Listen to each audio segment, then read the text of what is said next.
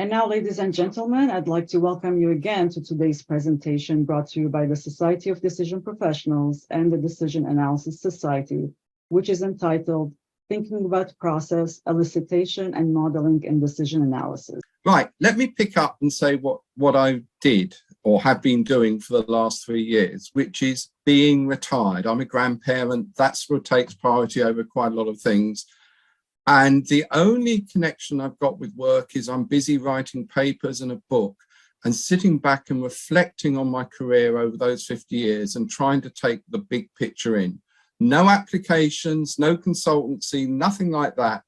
Just trying to think it through. I guess I'm going back to the Greek philosophers who seem to sit around and just think rather than do. And that's certainly where I've got to. But let's go back.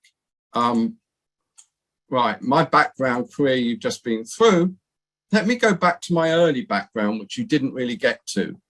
I began as a mathematician and a Bayesian statistician. And as Yale said, in those days, being Bayesian was an interesting style of life because you were generally not popular.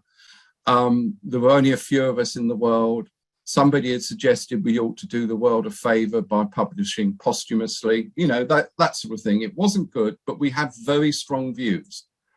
And I applied them in protein crystallography, which I'm not going to talk about, sorry, Yale. And then looked around for a career and couldn't find a big career in statistics in protein crystallography in those days. We were pushing computers to the limits and I'd already got to the limits, so I wasn't really getting anywhere. So I looked around for a job, didn't find one, and there was one at the University of Manchester called Lecturer in Decision Theory.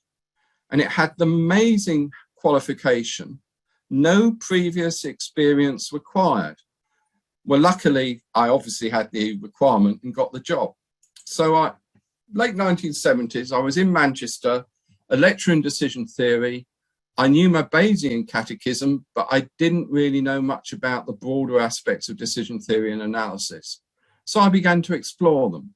And I did it from a very technical Bayesian perspective, which in those days meant that you accepted, following Ramsey, De Finetti, Savage, and de Groot, that all uncertainties should be modeled by probabilities.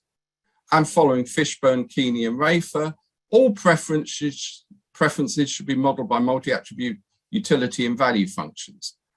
Moreover, behind it all, there was axiomatic measurement theory, axioms that ensured that everything we did our quantification was operationally meaningful. We knew what the numbers meant and how they worked together. And there's a whole literature coming from Krantz, Loose Soups, and Tversky in that area. All of that was live in the late 70s, and it was really exciting, and so on, and behind the Bayesian, I think. But equally, the Bayesians knew that there was behavioral studies coming out of Ward Edwards, Daniel Kahneman, Amos Tversky, and many others that began to show that while people might want to be Bayesian, in practice, they very often weren't.